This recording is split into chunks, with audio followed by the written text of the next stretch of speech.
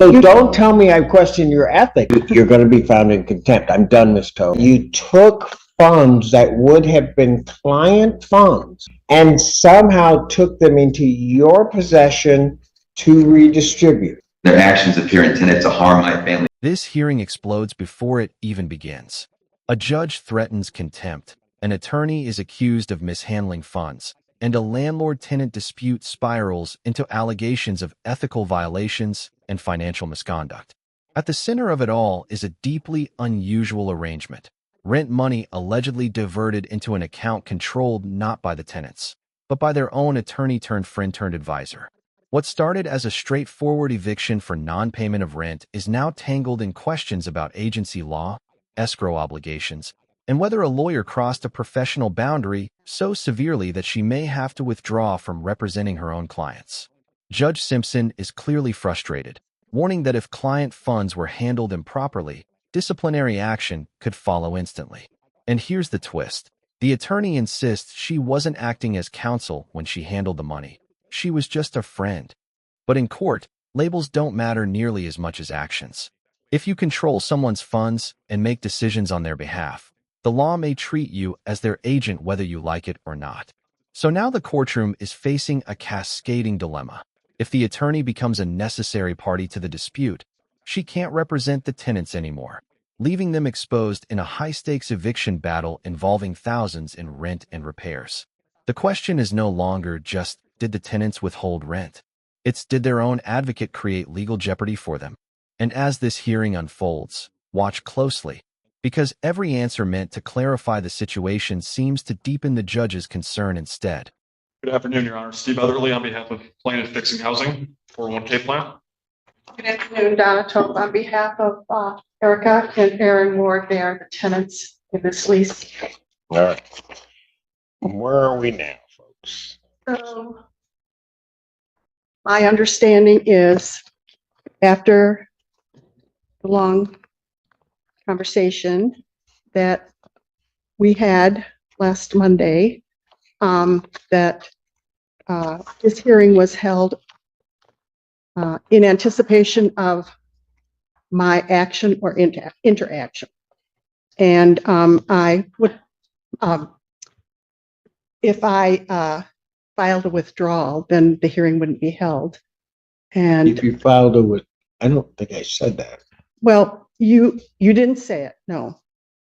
But you said that if circumstances worked out the way you were suggesting, there were two choices, and that's why this hearing was being held. Do I not have it correct?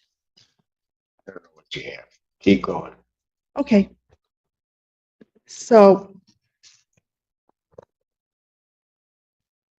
I'm here because I would like to make this statement to the court on the record.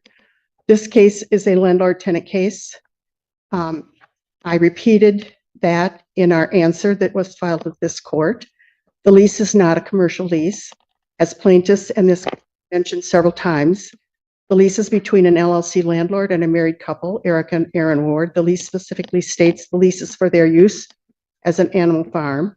The property is zoned agricultural and has been used lawfully for over 25 years as an equestrian center with several major outbuildings and one residential unit. This lease began in 2021, just 3.5 years ago. The lease terminates in 3.5 years from now. None of the land is zoned commercial. Here's where the legal foundation of the entire case starts wobbling. The attorney is pushing hard to reframe this as a residential agricultural lease rather than a commercial one. That distinction matters enormously because commercial leases typically shift repair obligations and limit tenants' rights to withhold rent. Judge Simpson immediately cuts through the lengthy explanation with a classic judicial move. Just say you dispute the classification. Translation, he's signaling that the argument is noted but not persuasive so far. And when he reminds counsel that a 7-year lease strongly suggests commercial treatment, he's hinting that her legal theory may not survive scrutiny. If the lease is deemed commercial, the tenant's justification for withholding rent collapses. And if that collapses, every downstream action, repairs, escrow decisions, withheld payments, could be viewed as breach. So at this moment, The case pivots from a factual dispute about property conditions into a legal classification battle that could determine who's in default. None of the property is used commercially, Why are you telling me this now? and the lease is not a commercial lease because several times plaintiff has referred to this as a commercial lease. And I heard this court repeat that this is a commercial lease. There are different standards applied to commercial property and commercial property that is leased. All right, then all you have to do is say, without this long rendition, that you don't believe it to be a commercial lease. Okay. Well, I felt I need to just restate what I had said in my answer. It didn't seem to have been heard. I have been associated with Erica Ward. Counsel, I hear everything. Now, whether I react to it becomes a whole different thing, but I hear everything. Go ahead. Well, I have been associated with Erica Ward for over 3 years in consultation with me as a property manager through my solo-owned property management company. She consulted with me over these past couple of years over many serious, dangerous conditions the landlord had refused to repair. I gave her the City of Ann Arbor information required to be provided to tenants by landlords and the Michigan State University Law Center's information for tenants and landlords, both of which describe the right of the tenant to withhold rent and pay for necessary repairs for the health and safety and habitability of the rented property when the landlord has refused to make the necessary repairs. Our answer filed with this court had the circuit court case attached, which was filed in July 9th of 2025. The jurisdiction for our breach of lease case was with the circuit court. And our answer describes the necessary repairs the landlord refused to make since 2023, which is his duty under the terms of this lease for agriculturally zoned property. You Erica can't Ward. have it both ways. You can't have it both ways. If you're going to claim, and counsel, before you go on, I think you need to do your legal research. If you're going to claim that this is not a commercial lease, Yes, and it's a 7-year lease, yes. then the obligations regarding repair change. That, I think that would be something to bring up by the plaintiffs to rebut what I'm No. saying. Go ahead. Erica Ward asked me to be her attorney in the middle of July to file a complaint with the court over the landlord's waste and interference with her use of the property, which had caused her damages. This complaint was Counsel, filed I don't know why I need to know all of this. because, Your Honor, you have questioned my ethical ability I to have not represent. requested, I have not.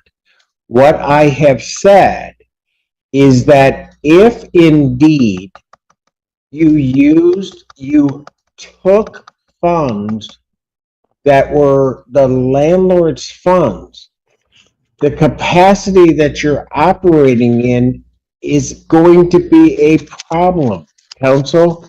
That is what I indicated. If you don't see it as a problem, then so be it. But I think on its face, it's a problem. Any question regarding your ethics is your own.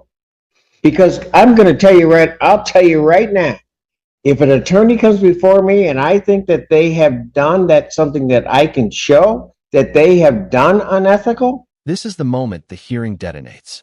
Judge Simpson lays out the core concern in unmistakable terms. An attorney appears to have taken possession of funds that should have remained under client control.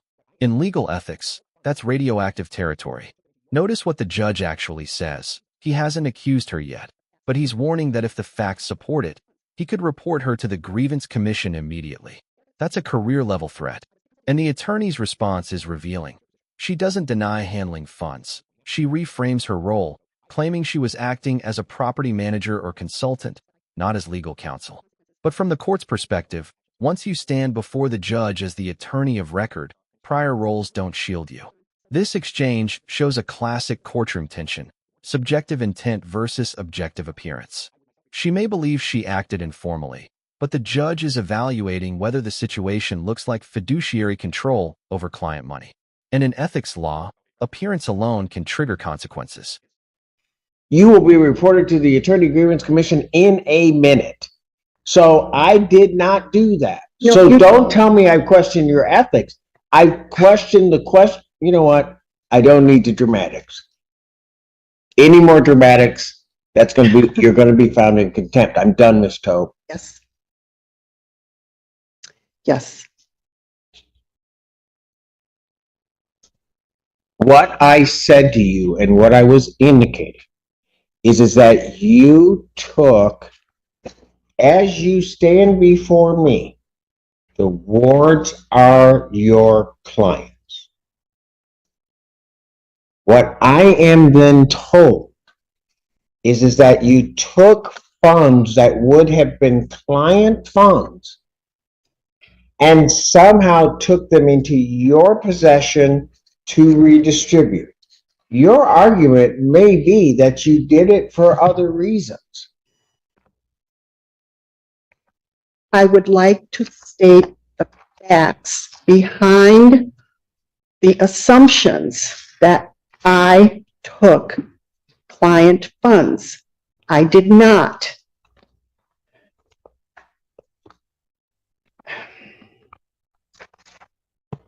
Erica told me that she wanted to, I was consulting with her as a property manager. I was not her attorney.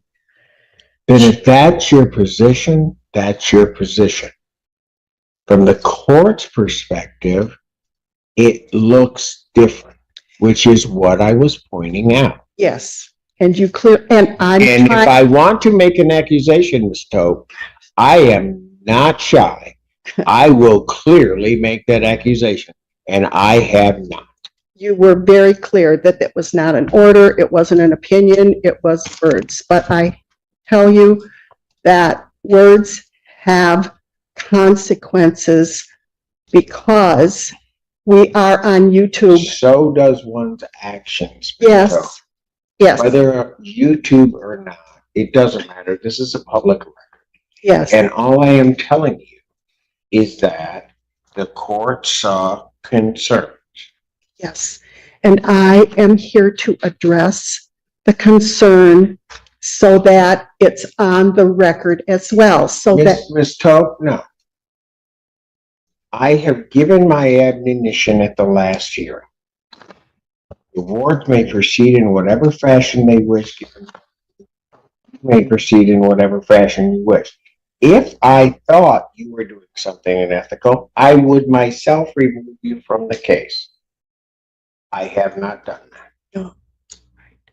So I'm done with this issue. today. You are done with me today, or? I am done with that issue. Okay. Thank you.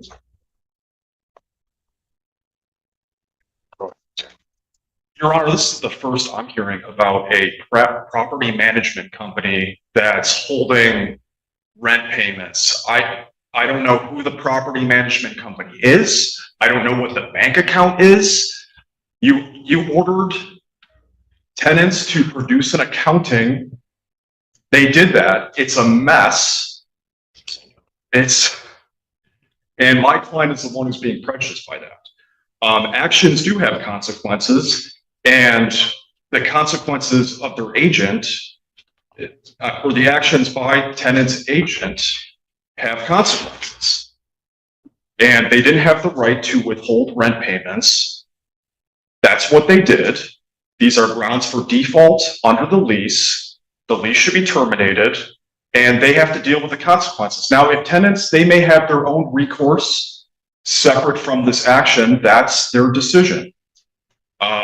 That should not be with my client, and my client shouldn't have to keep fighting over alleged ethical violations.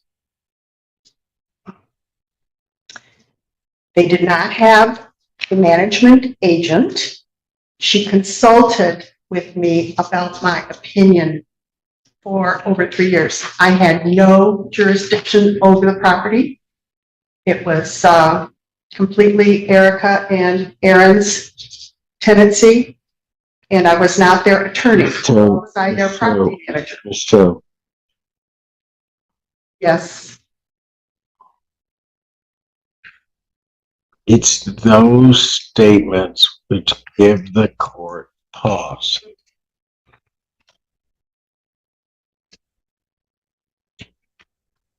When you're saying that they consulted with you regarding the property, and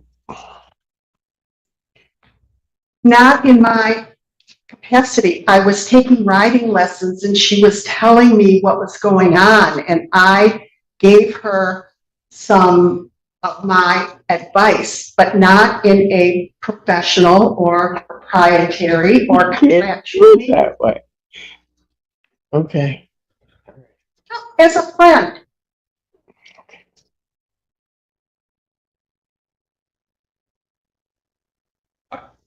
I think Ms. Hope's property company should be a party. She has inserted herself in this litigation. And this went from a simple non-payment of rent and has ballooned because of tenants through their counsel's actions. And it has become a mess. We filed a circuit court case was filed July 9th, long before this court had jurisdiction. In my first response as their attorney for this court, I asked for an escrow fund to be set up, a trust fund to be set up by the court. And you did that. Anything done before that was not in, there was no money put in any trust fund. Can I just say, so this, let me just ask this. Counsel, I need to step closer to here. are you going, we can get the equipment. Counsel, are you going to file a motion to add Ms. Tope and this as a party to this action? I realize I'm asking you on the spot because you're first hearing about it, and I know there would be things to be taken into consideration in doing that. Obviously, I'd have to discuss with my client. It's something that I would like to avoid. I think the language of the contract is clear that they didn't have the right to withhold payments and that these are grounds for defaults and that the lease should be terminated and there should be an eviction order. But if we have to keep going this back and forth way, we may have to. Especially if it's a third party that's handling the rent funds, then we would have to. No. Were you the property manager for them? No. Were you involved in the payment of funds to contractors? Only in the account that Erica used to withhold her funds. And What do you mean by that? Who were signatories to that account? Erica approved all of, Who were signatories to that account? I was. And here it is, the answer that changes everything. When the judge asks who controlled the rent withholding account, the attorney admits she was the sole signatory. Watch Judge Simpson's reaction. Immediate recognition that this transforms her from advisor into central actor. Why is this such a legal earthquake? Because control equals responsibility. If she alone could authorize payments from tenant funds, she effectively stepped into the role of agent, or even fiduciary, regardless of what she calls herself. The judge now walks her through the logical chain. Tenants withheld rent, she handled the money, and the landlord disputes the legality of that withholding. If litigation expands, she becomes a necessary party.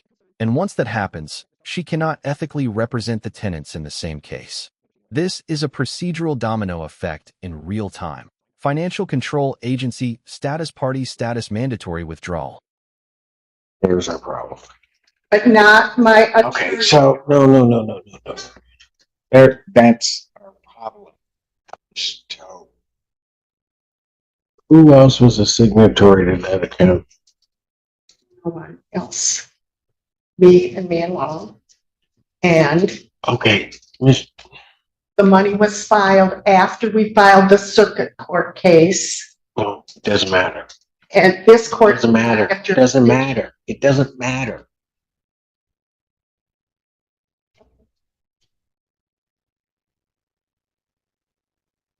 Do you not see a potential problem with that, Ms. Tarver? That's a yes or no. If you don't, I don't know what to say. I see that someone could make an issue out of it. And I don't see a legal problem. So when you say a problem, Let me ask this, yes. since you're given that information. And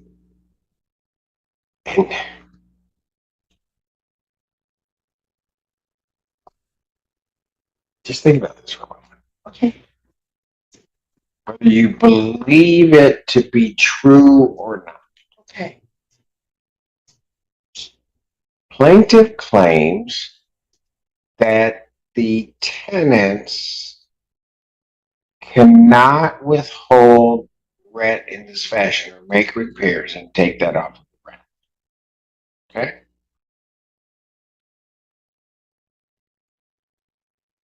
Tenants do that. Tenants had done that before they claimed that. Whoa. Tenants do that.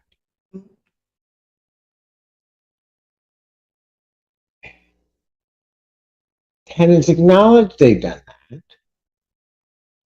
And that you are the one that did that on their behalf.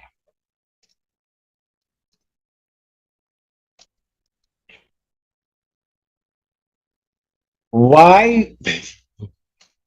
What happens given that factual scenario, which I don't think is far from the truth based on what I know, if they file a claim not only against the wards but also as to you? I'd have to show why it's not appropriate.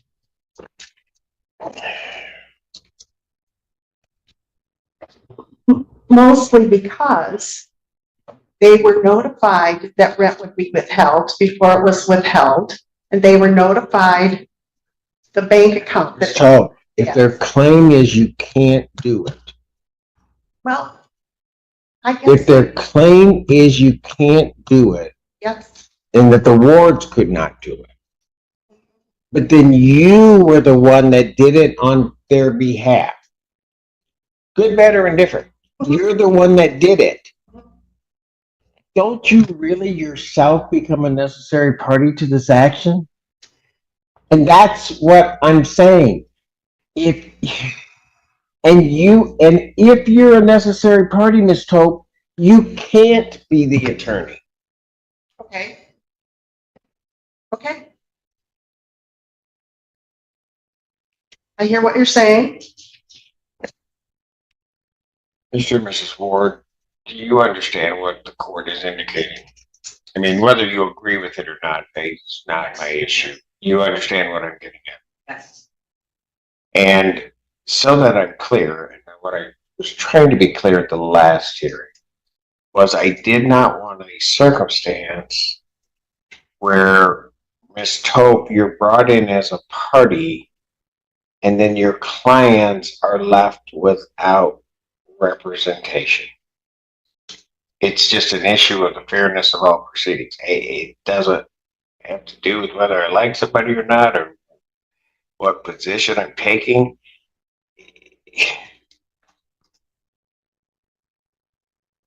So, Ms. Tope, with that understanding, what are we going to do? I don't want to get so far down the line. We're off track for sure. That what? We are on this case. We are off track. Get it back centered. I would do whatever's required to be able to deal with the issues at hand and not clog up these proceedings any further. I don't know what that means. Well, I'm sorry, that's the only way I can say it. Your Honor, we're off track due to tenants' agents' conduct by taking actions that were not allowed under the lease in the first place. And this is our third hearing in 3 weeks. And my client is going without any rent payments. He got a partial payment, but he is the one who's being prejudiced by us having to keep coming to court when tenants didn't have a right to do this in the first place. And they have to accept the consequences for their agent's actions. I was not their agent.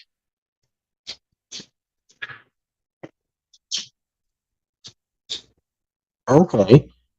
Then what were you? I was their friend, and beginning July 9th, I was their attorney in a circuit court case. And they didn't file. You know what? I'm not going to go through what you want, what name you want to place on it. Counsel, you know how the terms agent are defined under Michigan law. So the fact that you are somebody's friend does not mean, for the purposes of agency law, that you may not be acting as their agent. Well, that one would have to prove I was acting as an agent rather than a friend in order to put the official title as an agent. Ms. Tope, I don't even know how that comes out of your mouth. If you're saying that they had money and repairs that needed to be done on property that they lease, they own the property that they're leasing, and that you, whatever name you want to place on it, take funds as the only signatory to an account of theirs and do things with it, reference the property, pretty much acting as their agent.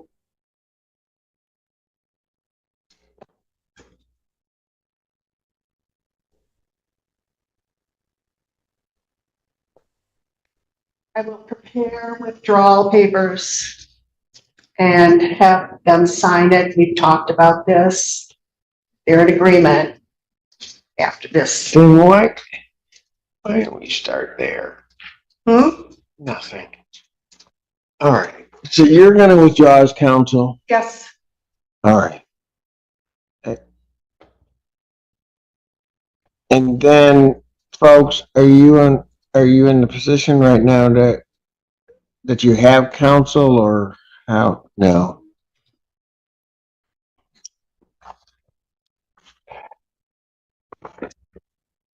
How much time would it take you folks to get an attorney? What do you think? I wouldn't know where to start, so I have to look into that. We typically offer. Pardon? We typically suggest. Well, I don't know. I don't want to bring you back for a hearing and you don't have someone to represent you, but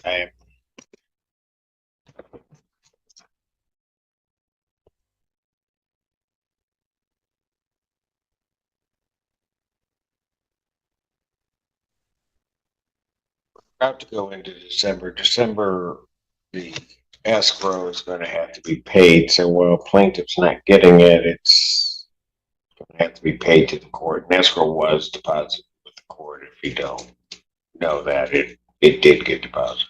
Your Honor, I received a handwritten note. I couldn't read it, but that's good to hear that they did follow. A handwritten. I received a handwritten note that I don't know what. Oh, that was my written request because the court was not available Friday after our hearing. That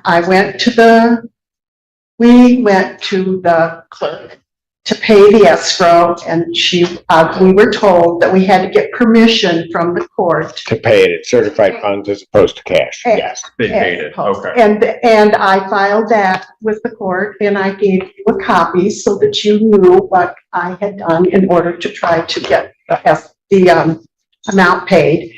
And they also advised me that since this case is really in 14A4, but they can't take funds here at 14A1. Yes, they can. Well, they say that it's put into a bond and it's very complicated, and I don't care how complicated it is, they can take the money here. well, okay, They don't have to drive up. I deposited it.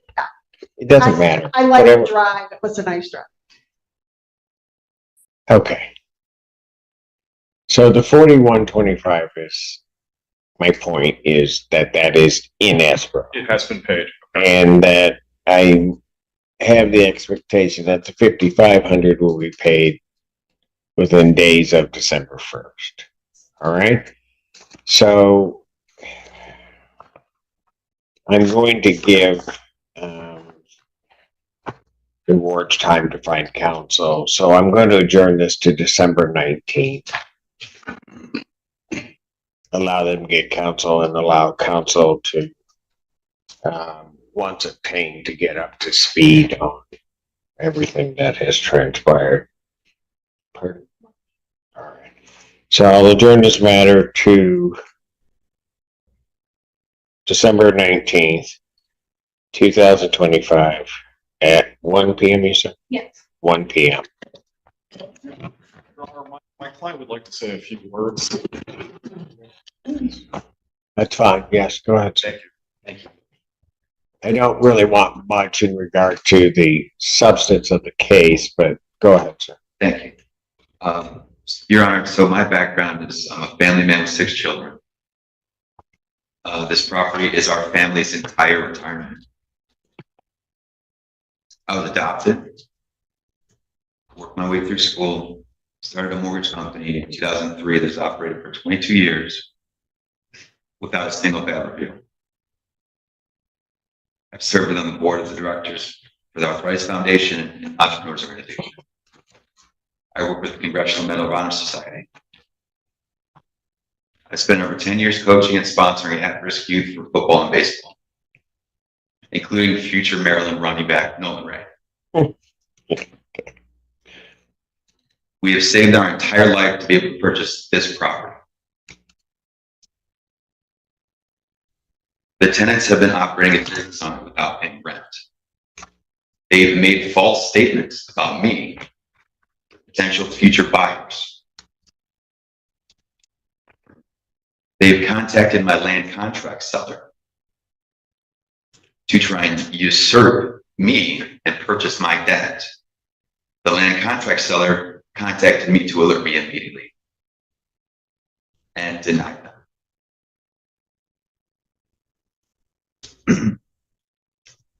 They filed a PPO against me.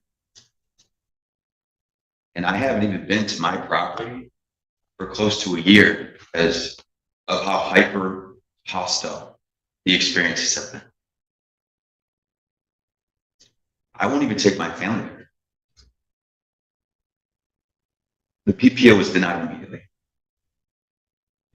They then sued me in circuit court before my attorney could file for this eviction.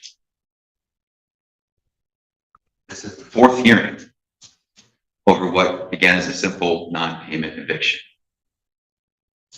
They refused to negotiate. Their actions appear intended to harm my family financially. I'm simply trying to protect my property and resolve this properly. Okay? Thank you. And to the parties, as soon as the paperwork and the attorneys and the parties are in order, I will expeditiously get this matter to trial, if that's where we have to head. I don't have a problem doing that, but I can't set things when things are in such disarray, quite frankly. The 2025, 1 p.m. Your attorney, once you hire them, will know to file. What they're going to have to do in this case, they're going to have to file a substitution. Well, actually not. I'll need an order of withdrawal sent, and then they can. By the end of this hearing, what began as a non-payment eviction has transformed into a procedural crisis. Judge Simpson has effectively concluded that the tenant's attorney inserted herself into the financial mechanics of the dispute, handling withheld rent in a way that may make her legally intertwined with the case itself. The immediate consequence is her withdrawal as counsel, leaving the tenants scrambling to find new representation before the next hearing. Meanwhile, the landlord argues the core issue never changed. Rent wasn't paid, and under the lease that alone justifies termination. So the case now stands at a crossroads. The tenants face eviction risk without counsel continuity. The attorney faces potential exposure as a party or ethical concern, and the court must reset proceedings before reaching the merits. This hearing is a powerful reminder of a legal reality. In litigation, roles must remain cleanly separated. Once an advocate controls disputed funds, they risk becoming part of the dispute itself. If you found this case as shocking as we did, make sure to hit that like button, share your thoughts in the comments, and don't forget to subscribe for more jaw-dropping courtroom breakdowns.